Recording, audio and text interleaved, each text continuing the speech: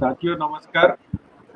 आज हम लोग फिर लाइव कार्यक्रम में हैं और अभी है तो हम कोशिश कर रहे हैं कि रोज 6 बजे लाइव रहें और इसी लाइव की कड़ी में हम रोज किसी न किसी के साथ चर्चा कर रहे हैं और अलग-अलग विषय पे और अलग-अलग चीज़ों पे चर्चा कर रहे हैं ताकि ज़्यादा से ज़्यादा हमारे जो श्रोता या दर्शक हैं जो देखते हैं, उनको ज़्यादा जानकारी मिल सके और बहुत कुछ सीखने का अवसर प्राप्त होता है इस तरीके के कार्यक्रम से।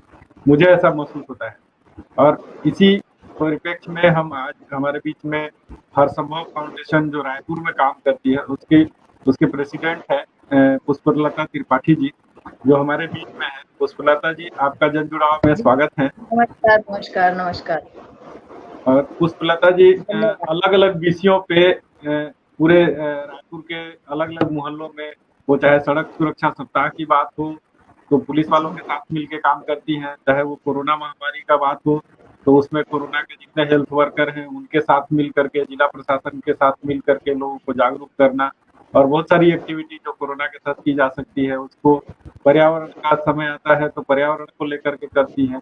महिलाओं को जागरूक करने का बात आता है तो महिलाओं के जागरूकता में भूमिका निभाती हैं। तो शहर के अंदर बहुत सारा एक्टिविटी इनका है जो धीरे-धीरे करती हैं और बहुत सारा चीज़ मुझे जानकारी है, लेकिन मैं चाहूँगा और इसके लिए बहुत सारा इनको अलग-अलग जगह पे सम्मान भी मिला हुआ है, कई मंचों पे बहुत सारा सम्मान प्राप्त कर चुकी हैं और मैं चाहूँगा कि मैं पुष्पलता जी के ही शब्दों में सुनूँ उसको और श्रोता भी सुने कि वो हर संभव फाउंडेशन का गठन कैसे हुआ। अच्छा एक चीज़ और बताना चाहूँगी कि पुष्पलता जी कोई फुल टाइमर नहीं है कि फुल टाइम समाज सेवा करे, अपना घर भी सँभालती है और उसके साथ समाज सेवा करती है, जो कि एक अलग ही बात है कि कितना मेहनत घर सँभालने में लगता है और फिर बाहर जाकर के काम करना, ये सोच करके भी आदमी सोच सकता है कि कितना मेहनत करती हैं इस काम के लिए और पूरी तैयारी के लिए और योजना अच्छे से और इनके साथ रायपुर के अंदर में बहुत सारी महिलाएँ जुड़ी हुई हैं और उसकी संख्या तो यही बता सकती है कि कितनी महिलाएँ जुड़ी हुई हैं, लेकिन बहुत सारी महिलाएँ जुड़ी हैं जिनसे मैं बहुत सारे लोगों से रूबरू हो चुका हूँ और इनके टीम से भी रूबरू हुआ हूँ।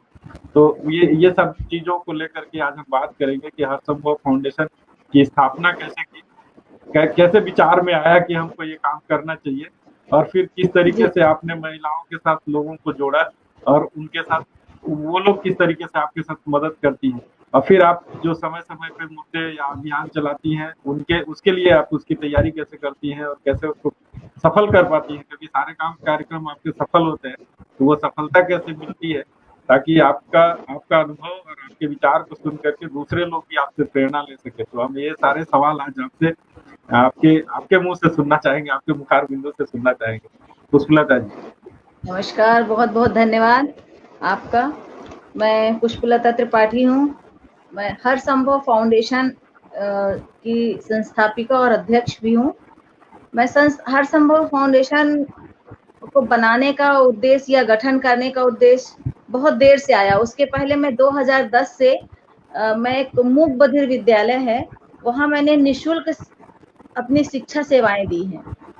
जहाँ और उस दौरान मैं उन बच्चों को देखकर मुझे ऐसा लगता था कि कुछ समाज के लिए करना चाहिए, लेकिन क्या करना चाहिए और कैसे करना चाहिए वो पता नहीं था।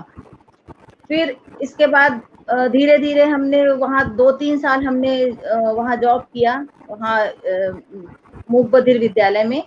उस दौरान बहुत सारे लोगों से मिलना-जुलना भी होता था और जो वहाँ की प्रिंसिपल थी वो बहुत सपोर्टिंग थी, बहुत ज़्यादा हमको सपोर्ट करती थी और एक अच्छी दिशा के लिए वो हमेशा प्रोत्साहित करती थी, मनोबल बढ़ाती थी, कोई भी काम के लिए हो। तो फिर हम इसके बाद वहाँ से जॉब छोड़ने के बाद फिर एक निःशुल्क भजन मंडली हम संचालित कर रहे थे। तो भजन मंडली में भी हम भजन के माध्यम से लोगों को एक तरह से जागरूक ही कर रहे थे। वो भले धर्म जागरण था, पर वो उसको भी आप एक तरह से समाज सेवा ही बोल सकते हैं, क्योंकि वो भी एक घर में जाके लोगों को भजन गा के सुनाना, किसी के यहाँ सुंदरकांड करना, इस टाइप का भी हम ये भी काम कर रहे थे और अभी भी हमारी भजन मंडली चल रही है, साथ में निःशुल्क है टोटल। फिर इसी के साथ हमने कहा अब एक और कदम बढ़ते हैं, तो हम आ गए समाज सेवा के क्षेत्र में। समाज सेवा के क्षेत्र में हम 2016 से हम काम इसमें लगातार कर रहे हैं और रजिस्ट्रेशन हमने कराया है 18 में हर संभव फाउंडेशन का। और शुरू में जैसा कि आप बोल रहे हैं कि शुरू कितने लोग हैं, तो जब हम शुरू में चले थे, जब हम शुरू हमने हर संभव फाउंडेशन का गठन किया, तो मैं अकेला ही चला था जानिबे मंजिल मगल, लोग मिलते गए और कारवां बनता गया। बस ऐसी था। मैं और एक मेरी अभी सचिव हैं मनोरमा वाजपेयी, हम 2 लोगों ने इस संस्था की नींव रखी। हम 2 लोगों ने प्रयास किया कैसे संगठन चलाना है, क्या करना है, वहीं से फिर शुरुआत हुई। हम 2 लोगों ने शुरुआत किया, मेरे पति साथ दिए मेरा, और इसके बाद में फिर अभी तो करीब 200 से अधिक महिलाएं जुड़ी हैं अपने फाउंडेशन में, और सभी महिलाएं बहुत सहयोग करती, उन्हीं के सहयोग से ही फाउंडेशन चल रहा है। उनके अच्छे आइडियाज, और सभी महिलाएं मेरी जितनी भी जुड़ी हैं आत्मीयता से जुड़ी हुई हैं, ईमानदारी से जुड़ी हुई हैं, और वो पूर्ण सहयोग करती हैं जितना उनसे बनता है। जो भी हम कोई भी कार्यक्रम की यदि हम रूपरेखा बनाते हैं सर, तो उसकी वो हमेशा वो मेरे कार्यों की सराहना करती हैं और मुझे सहयोग करती हैं। यदि मैं जैसे कि हम जिला प्रशासन रायपुर के साथ मिलके भोजन प्रदाता का काम भी हमको मिला था, जो कि 23 दिन तक चला था, जिसमें हम सूखा राशन और पका हुआ भोजन भी वितरण कर रहे थे। तो वो अकेले तो नहीं हो सकता, उसमें सभी महिलाओं का साथ था। जो मेरे साथ और भी जो मेरे भाई जुड़े थे, 1-2 संस्था में वैसे महिलाएं ही अधिक है, पर जो 1-2 भाई जुड़े थे उन लोगों का भी बहुत था सहयोग। सुब्रत राय हो गया, विकास तिवारी हो गए, सुबोध जी हो गए, इन लोगों का भी बहुत सहयोग था। जैसे हम जहाँ दूर नहीं जा पा रहे थे, वहां इन लोग सहयोग करते थे, जाते थे। इसके अलावा हम सब महिलाएं कोरोना योद्धा का भी हमने जिला प्रशासन के साथ मिलके उसमें भी हमने वर्क किया, काम किया, जिसमें हम गली गली चौक चौराहे पे जाके डगनिया सब्जी बाजार, पूरा मंडी, और चंगोरा भाटा सब्जी मंडी हमको दिया गया था कि वहां आप हर सब्जी वाले को जागरूक करेंगी, मास्क के लिए बोलेंगी और सोशल डिस्टेंसिंग का पालन करवाएंगे। तो वो हम टीम वर्क से काम होता था सर, क्योंकि उसमें पूरी टीम हमारी लगती थी, जिसमें हमारे संगठन की उपाध्यक्ष हो गई, जैसे सुनीता मोदी हो गई, रीना पटनायक, रागनी सिंह, अमृता श्रीवास्तव, आरती उपाध्याय, सब लोगों ने सहयोग किया। वो मेरे एक अकेले से नहीं हो रहा था, तो हम सब मिलके उसमें जाते थे और एक टीम वर्क बनाते थे। इसके अलावा हमने गोल चौक में भी हमने इसका कोरोना योद्धा के तौर पे मास्क लगाओ, सोशल डिस्टेंसिंग का पालन करने के लिए, यहाँ का भी हम कोरोना योद्धा का यहाँ भी हमने लिया था, गोल चौक का। तो गोल चौक से हम 7 शॉप तक जाते थे राउंड लगाने के लिए, और जो भी हमको मिलते थे उनको सबको बोलते थे, मास्क अपने साथ लेके जाते थे सर, जिसमें हम करीब 10,000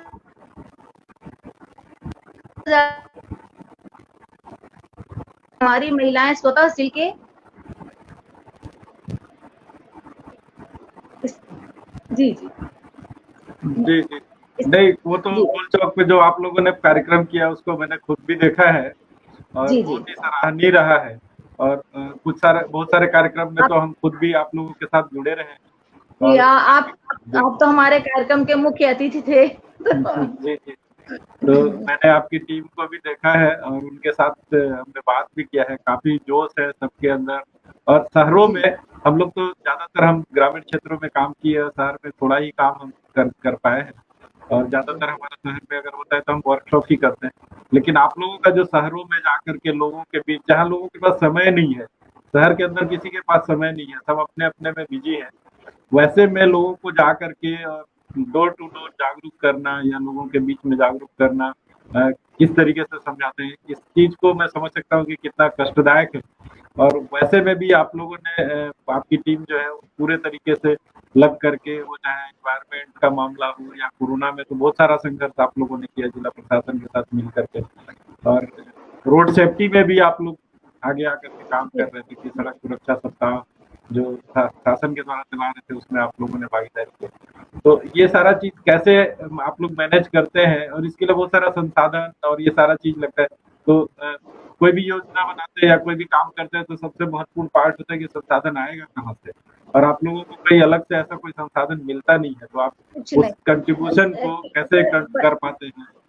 जी जी जी सर, आपको बता दें कि सभी महिलाएं घरेलू महिलाएं हैं जो संस्था में जुड़ी हैं, और वो अपने घर परिवार, पति, बच्चे, खाना पीना सब काम को करके, और उनमें इतना ललक है अपना नाम कमाने का, या आप बोल सकते हैं समाज सेवा करने का, कि वो अपने पूरे घर के दायित्व को निभा के वो संगठन के काम में भी वो अग्रसर हैं, और हर काम में वो बढ़ चढ़ के हिस्सा लेती हैं।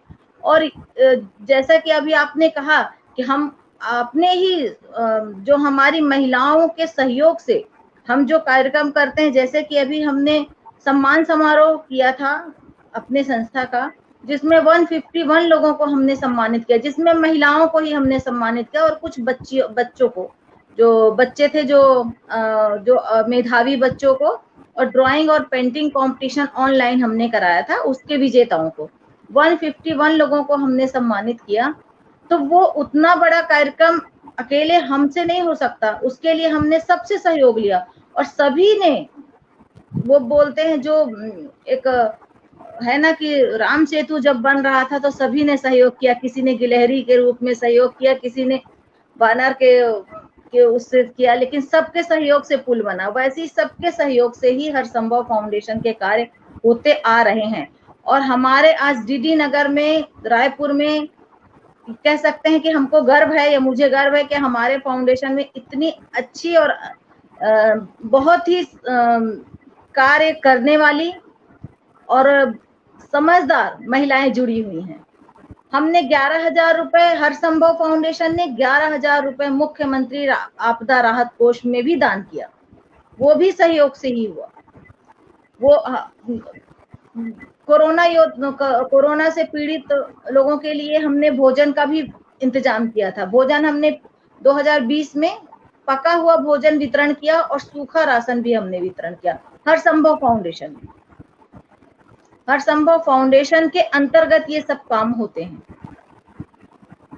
जी नहीं, बहुत सुंदर है। और एक तो टीम का जज्बा और टीम लीडर की जो भूमिका होती है कि टीम को बांधे रखना, तो वो कुशलता तो आप में है, जो सारे टीम को बांध के रखते हैं, क्योंकि जब 1 से 2 और 2 से 4 और 4 से 6 होते हैं, और अलग अलग विचारधारा जब एक जगह समान बनने का कोशिश करती है, समान विचारधारा का जन्म होता है, तो वैसे में लीडर की भूमिका बहुत मुख्य हो जाती है कि वो कैसे सबके विचार, अलग अलग विचारधाराओं को ला करके और एक समान विचारधारा के नीचे, तो हर सब वो एक, मेरे ख्याल से एक समान विचारधारा को केंद्रित करने का एक बड़ा मंच है, जहाँ पे इतने सारे 200 से ज्यादा महिलाएं आपके साथ जुड़ी हैं, और उन सारे महिलाओं के विचारों को, अलग अलग विचार है सबके, और उन विचारों को ला करके एक जगह पे और समाज सेवा का विचार में परिवर्तित करना और टीम को बांध के रखना, ये अपने आप में एक अनोखा चीज है। और मैं चाहूंगा भी कि इस टीम, ये जो संगठन की क्षमता है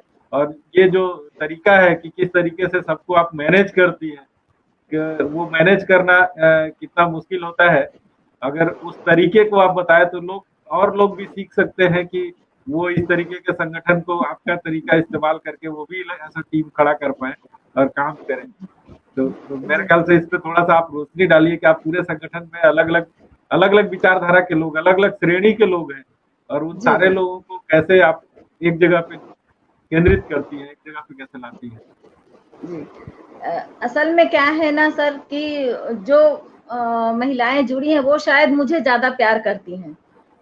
मेरा प्यार तो 200 महिलाओं में बढ़ जाता है, लेकिन वो शायद मुझे ज्यादा प्यार करती हैं, मेरा आदर करती हैं, और जैसे हम कोई भी काम करते हैं तो मैं भी उनका सम्मान करती हूँ, क्योंकि हम, यदि वो उन्होंने कोई बात कही है या उन्होंने कुछ कार्यक्रम के लिए रूपरेखा बनाकर मुझे दिया है कि मैम ऐसा करेंगे, तो मैं भी उनका बराबर सम्मान रखती हूँ, और जब मैं उनका सम्मान रखती हूँ तो वो भी मुझे सम्मान देती हैं।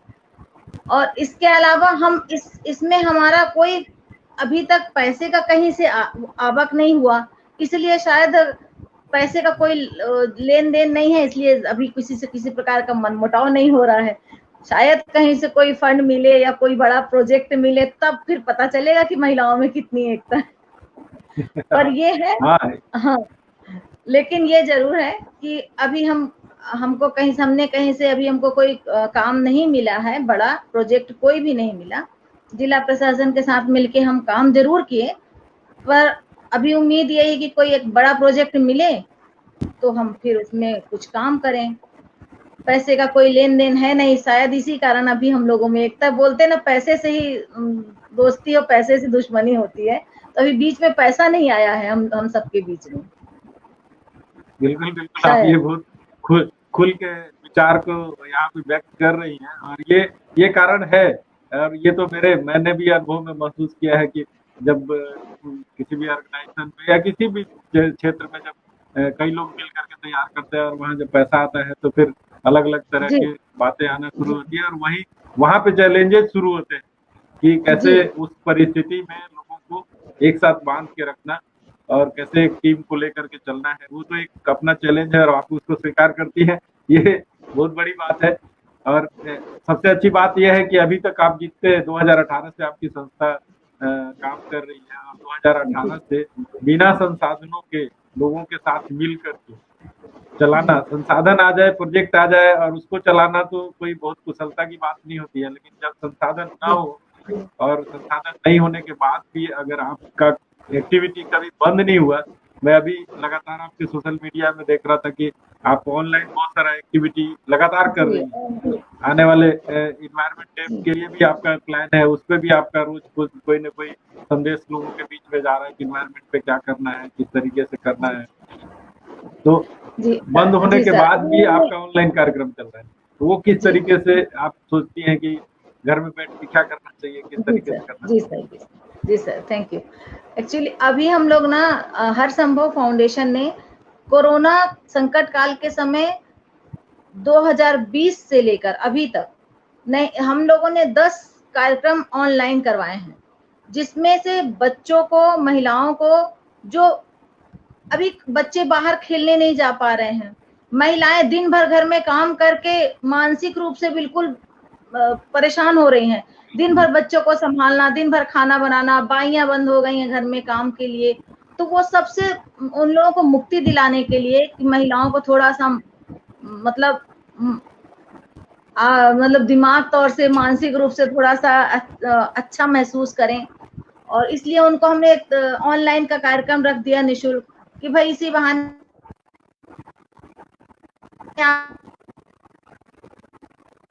आज के फोटो खींच के डाल दो ग्रुप में। हम तो 2-2 महीने से हमको तैयार होने को ही नहीं मिल रहा था, अच्छा हुआ आपने कार्यक्रम रखा तो हमको तैयार होने को मिल गया। तो इस टाइप का हम इस टाइप का हमने ड्राइंग, पेंटिंग, ऑनलाइन स्लोगन वाला हमने रखा, जिसमें महिलाओं को हमने कहा कि आप लोगों के माध्यम से आ से लेके आहा तक और का से लेके ज्ञा तक जो 12 खड़ी है, उसमें हमने स्लोगन छोटे छोटे बना के उसके माध्यम से जन जागरूकता अभियान चलाई कि मास्क पहनिए, घर में रहिए, आराम से रहिए, ईश्वर पे भरोसा रखिए। पूरा आ से लेके ज्ञा तक हमने बनाया था, उसमें 12 खड़ी उसके माध्यम से हमने किया। इसके अंतर्राष्ट्रीय मदर्स डे जो अभी आया 9 मई को, उस दिन भी हमने कार्यक्रम करवाया। उसमें भी हमने कहा कि भाई आप माँ और बेटे हो, अच्छे से तैयार होके फोटो सेल्फी दे दो। तो उसके लिए बहुत लोग खुश हुए कि अरे मेरे पास, आप सर विश्वास मानिए, अंबागढ़ चौकी से मेरे पास एंट्री आई थी, तो वो ऐसे बाल्टी में पानी भर के लाते हुए माँ बेटे ने फोटो भेजी थी, बहुत ही अच्छी फोटो थी। तो वो देख के अच्छा लगा कि देखिए इतने दूर से लोग जुड़े हैं कि वो भी चाह रहे हैं कि हम भी इस कार्यक्रम में जुड़े। और मात्र 2-3 दिन के हमने समय दिया था, उनमें हमारे पास 100 से अधिक एंट्री आई थी, निःशुल्क था। तो वो सब जी के माध्यम से लोग, थोड़ा महिलाएं थोड़ा खुश हो जाते हैं, सबको थोड़ा समय मिल जाता है तैयार होने का और कुछ एक्टिविटी करने का। जैसे कोई टास्क दे दिए कि हम इसी पे अंताक्षरी भी हमने करवा दिया ऑनलाइन, उसमें हमने जैसे दे दिया ग्रुप में कि चांद, अब चांद से जितने गाने हैं सब जल्दी जल्दी लिख लिख के देते जाओ, तो थोड़ा अच्छा लगता है, लोगों को टाइम पास हो जाता है। तो इस टाइप का हमने ऑनलाइन पिछले हमने 2020 में सावन महोत्सव किया था, जिसमें ग्रीन डे मनाया था, ऑनलाइन, टोटल ऑनलाइन था। उसमें ऑनलाइन में हम प्रशस्ति पत्र, सभी प्रतिभागियों को प्रशस्ति पत्र, सम्मान पत्र देते हैं, और विजेताओं को मोमेंटो देते हैं। तो वो विजेताओं का लिस्ट रहता है जब कोई जैसे कोरोना गाइडलाइन को फॉलो करते हुए कोई एक इवेंट करके उसमें फिर उनको सम्मानित कर देते हैं। नहीं, ये बहुत अच्छा है और मैं इससे प्रभावित भी हूँ। और कोरोना के टाइम में महिलाओं के लिए जितनी भी एक्टिविटी आप लोग कर रहे हैं, क्योंकि बहुत सारे लोग मनोवैज्ञानिक रूप से इतने दबाव में है कि घर में ही रहना है, पूरा परिवार घर में रह रहा है, दिन भर सिर्फ खाना बनाना है या कुछ करना है। ऐसे में बहुत सारे मनोवैज्ञानिक मनो मनो स्थिति जो है ना, बहुत सारे लोगों का चेंज होता रहता है। वैसे में कैसे उनके मन को स्थिर रखा जाए और संतुलित रखा जी। जाए, इसके लिए आपका जो इवेंट है एक दवाई के रूप में काम करता है। वो सामने से दिखाई नहीं देता, लेकिन लोगों के अंदर प्रसन्नता लाने के लिए, व्यस्त रखने के लिए उस तरीके का काम करता है। तो मैं इस चीज़ के लिए आपको बहुत-बहुत धन्यवाद देता हूँ और आपकी संस्था अच्छे से रन करती रहे और रायपुर के सारे मोहल्लों में काम करे, इसके लिए शुभकामनाएँ भी देता हूँ। और मैं हमेशा मैं भी कोशिश करूँगा कि आप लोग के साथ थोड़ा समय बिताऊँ और कुछ बिल्कुल, कार्यक्रमों में आप लोगों के साथ योगदान करूँ। आप आज अपना व्यस्त समय निकाल करके हमारे लाइव कार्यक्रम में आए, इसके लिए आपको बहुत-बहुत धन्यवाद। और आपके संदेश के माध्यम से लोगों लोगों को बहुत सारा सीखने का अवसर मिलेगा। बहुत सारे लोग जो शहरी क्षेत्र में अगर काम नहीं किए हैं, वो शहरी क्षेत्र में किस तरीके से काम कर सकते हैं और कैसे जुड़ के आप लोगों के पहल को देख करके कैसे काम कर सकते हैं, उसके बारे में उनको बहुत सारा हमने जानकारी हमने सर मिलेगा। एक पासपोर्ट कार्यालय में एक माता जी थी, बिमला शर्मा करके। वो माता जी वहाँ 2 साल से रह रही थी और वहीं पे वो उनका अपना दिनचर्या होता था। तो सब लोग मेरे को कंप्लेन किए कि भाई वो माता जी वहीं रह रही हैं। हमने उनको संजीवनी वृद्धाश्रम में भी शिफ्ट कराया, उनको वहाँ दाखिला दिला दिया। हमारे हर संभव फाउंडेशन के उसमें से उनको वहाँ पे हमने दाखिला दिलाया, क्योंकि उनका दिनचर्या पूरा वहीं होता था और चाय बनाती थी वहीं पे पासपोर्ट कार्यालय के नीचे में। तो उनका बहुत परिस्थिति खराब था, वहीं पासपोर्ट के कार्यालय के पोर्च में ही सोती थी। तो फिर वहाँ भी हमने उनको भी शिफ्ट कराया था। हर संभव फाउंडेशन का एक ये भी प्रमुख कार्य और बड़ा मर्मस्पर्शी है, उसको हमेशा याद करके मतलब ऐसे लगता है कि नहीं माता जी का जीवन सुधर गया, तो हमको बहुत खुशी है इस बात का। बुढ़ापा उनका सुधर गया। बहुत-बहुत धन्यवाद आज के कार्यक्रम के लिए और थैंक यू पुनः सर, थैंक आपसे यू। मिलने के वो हैं थैंक और यू सर। सभी साथियों को नमस्कार।